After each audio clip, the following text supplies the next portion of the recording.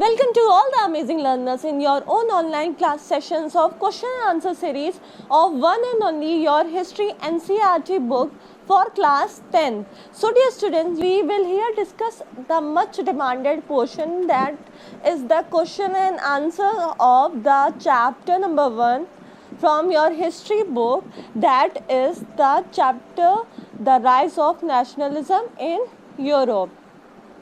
So my dear students, here without wasting much time, we will come directly to the short answers questions, and we will discuss what is the pattern of writing or solving the NCERT question.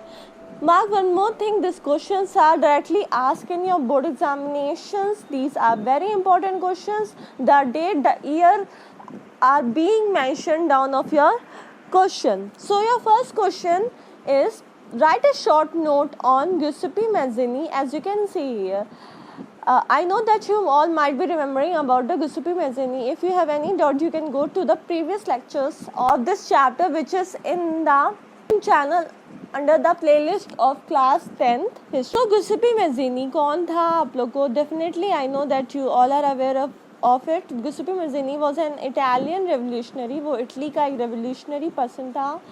उसका birth कहाँ पे हुआ था हम लिख देंगे, ठीक है. फिर हम लिखेंगे कि वो किस सोसाइटी को सबसे पहले ज्वाइन हुआ था, young Italy.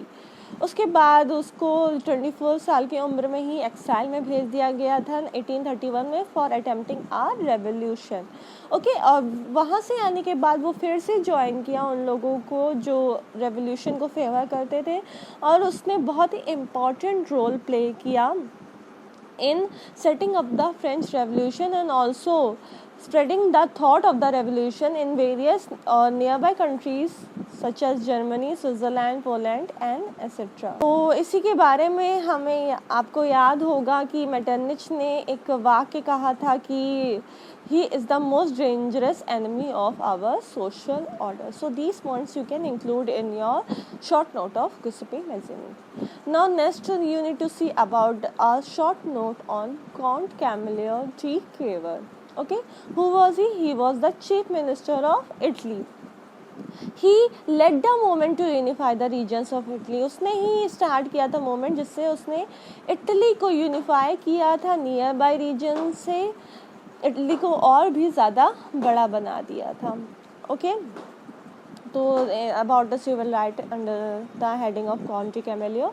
Next see the Greek war of independence. ठीक है, ग्रीक वॉर ऑफ इंडिपेंडेंस के बारे में, ये एक ग्रीस जो है वो ऑटोमन एम्पायर का पार्ट था 15th सेंचुरी तक, पर ग्रीक के लोग ये सब कुछ नहीं झेल रहे थे. वो अपने आप को एक इंडिपेंडेंट नेशन बनाना चाहते थे, इसलिए उन्होंने 1821 में एक रेवोल्यूशन स्टार्ट किया. ओके, और वो जो है अपने कल्चर को बहुत ज़्यादा मानते थे और नहीं चाहते कि कोई भी मुस्लिम एम्पायर उनके आगे आके रूल करे, इसलिए उन्होंने अपना ये जो Greek war of independence start किया. और फाइनली उन्हें जो है ट्रीटी ऑफ कॉन्स्टेंटिनोपल के तहत क्या मिल गया था?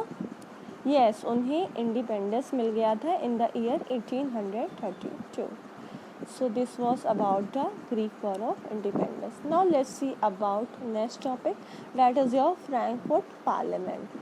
फ्रैंकफर्ट पार्लियामेंट आपको पता होगा, ये जर्मनी की पहली पार्लियामेंट थी जो एस्टैब्लिश हुई थी in the year 1848 through a democratic way. Okay, पर ये बहुत ही जल्दी जो है डिसबैंड हो गई थी क्योंकि इसको प्रॉपर सपोर्ट नहीं मिल पा रहा था पब्लिक का. और इसका जो न्यू कॉन्स्टिट्यूशन था, मतलब कि जो फ्रैंकफर्ट पार्लियामेंट ने कॉन्स्टिट्यूशन डिक्लेयर किया था, वो भी king of Persia Frederick William four ने रिजेक्ट कर दिया था. ओके, फिर भी इसका एक इम्पॉर्टेंट रोल है क्योंकि ये फर्स्ट पार्लियामेंट था जर्मनी का.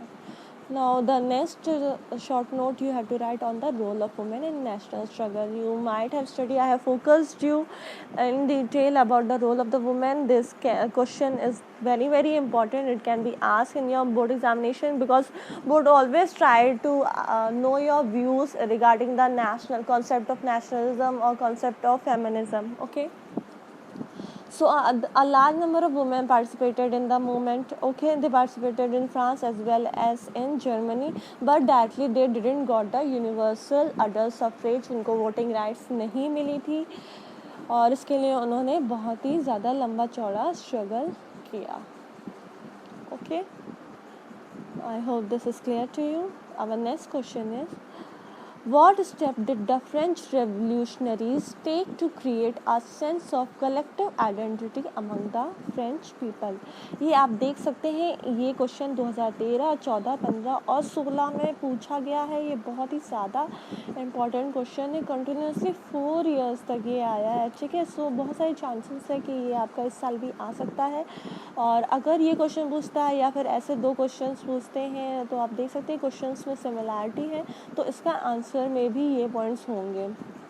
तीनों में से कोई भी क्वेश्चन आ जाता है तो आप इन पॉइंट्स को इंक्लूड करके अपने आंसर को बना सकते हैं. ठीक है, सो हमें बताना है यहाँ पे कि फ्रेंच रेवोल्यूशनरी ने क्या क्या ऐसे कलेक्टिव आइडेंटिटी वाले स्टेप्स लिए थे. मतलब कि कैसे फ्रेंच पीपल को बिलीव कराया गया था कि वो सब यूनाइटेड हैं, एक हैं, और उन्हें अपने कॉमन स्ट्रगल के लिए, अपनी कंट्री को फ्री कराने के लिए लड़ना चाहिए. ठीक है, तो सबसे पहले फ्रेंच जो हैं उनके अंदर ला पैट्री का कॉन्सेप्ट आया कि मतलब उनका जो नेशन है वो उनका फादरलैंड है और वो सब ला सिटोयन है, मतलब कि वो इसी कंट्री के सिटीजन है. उन्होंने अपने ट्राई कलर को बनाया, एक फ्लैग को नया इंट्रोड्यूस किया और जो पुराना किंग का फ्लैग चला आ रहा था उसको रिमूव कर दिया. ठीक है, उन्होंने कई सारे ओथ्स लिए, कई सारे नेशनल हाइम संग किए जो उनको एक यूनिटी के कॉन्सेप्ट में बांधे रखती थी. ठीक है, उन्होंने कई सारे वेट और एडमिनिस्ट्रेटिव मेशर्स जो है वो इम्प्रूव किया गया है. सिटीजन्स को इक्वालिटी प्रोवाइड करने की मुहिम चलाई गई. ठीक है, अबॉलिश करने की कोशिश की गई फ्यूडल सिस्टम को और ऐसे बहुत सारे अनवांटेड चीज़ों को. तो इस तरीके से आप लिख सकते हैं कि कैसे फ्रेंच रेवोल्यूशनरीज वो कलेक्टिव आइडेंटिटी अपने आप को प्रूव किए थे. I hope this is clear to you. To our third question, that is, who were Mariani and Germania? What was the importance of the way in which they were portrayed? I am sure that you all might be aware about this answer and you can write it very well in your own words, but still one time we can go through it. Okay. मेरेनी कौन थी? मेरेनी जो है allegory थी कहाँ की? France की. और Germania कहाँ की एलेगरी थी? जर्मनी की. ठीक है, और कैसे उनको पोर्ट्रे किया गया था? उनको एक नेशन के फिगर के तौर पे पोर्ट्रे किया गया था. ठीक है, जनरली जो है वो बहुत सारी चीज़ें दिखाती थी, इक्वालिटी दिखाती थी, जस्टिस के बारे में दिखाती थी. इन सब के बारे में आप लिख सकते हैं. ठीक है, तो जो मेरेने और के सिर पे एक कॉर्केट होता था, एक ताज होता था और वो ट्राई कलर वाले कपड़े पहने रहते थे जो फ्रांस को सिम्बलाइज़ करती थी, उसके झंडे को सिम्बलाइज़ करती थी. और उसके हाथ में जैसे शील्ड, तलवार वगैरह होती थी जो हीरोइज़म, करेज और वैलरिज़म को दिखाती थी. तो ये सारी चीज़ें आप लिख सकते हैं. Okay, I hope you are clear with this. Now let's move to our next question, that is, briefly trace the process of German unification. आपको बताना है कि what was German unification, how it executed. okay?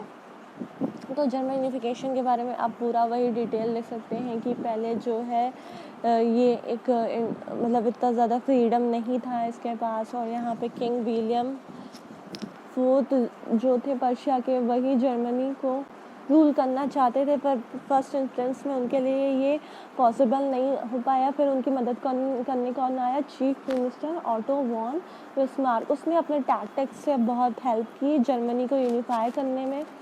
ठीक है, और एक गैरिबल्डी नाम का भी था, गुस्टूपी गैरिबल्डी, उसने भी काफ़ी ज़्यादा हेल्प की जर्मनी को यूनिफाई करने में. राइट, तो इन सब के बारे में आप लिख सकते हैं in the process of unification of Germany. Now your next question is, what changes did Napoleon introduce to make the administrative system more efficient in the territories ruled by him? Napoleon ने क्या क्या measures introduce किए, कैसे administrative system को और strong बनाया जिन areas में वो रूल करता था. Again you can see these questions are asked in by only changing some of the words in the year 2014 as well as in the year 2016. तो इसमें हम वही सब नेपोलियन के कोड के बारे में लिख देंगे कि नेपोलियन अपना कोड इंट्रोड्यूस किया, उसमें उसने बहुत सारे इक्वालिटी की बातें की, जस्ट और पीसेंट्स वगैरह को कम नहीं समझा बल्कि सबको एक इक्वल पैमाने में ला के खड़ा कर दिया था. गर्ल्स रिस्ट्रिक्शंस हटा दिए थे, बहुत सारे laws of administrative measures, weight वगैरह को यूनिफॉर्म कर दिया, फ्यूडल सिस्टम अबॉलिश कर दिया था, ट्रांसपोर्टेशन वगैरह इजी कर दिया था, ठीक है। तो this all about the Napoleonic code only you will write under this question. I hope this much is clear to you. So my dear student, this was all about your short answer series of chapter 1, that is the rise of nationalism in Europe, following the NCERT book of your class 10 social science syllabus. With this only we end our today's lecture. Hope you have got the answers of all your doubts, all your questions. So give me an excuse from today's session. Stay home, stay safe, have a wonderful day. Jai Hind. Bye bye.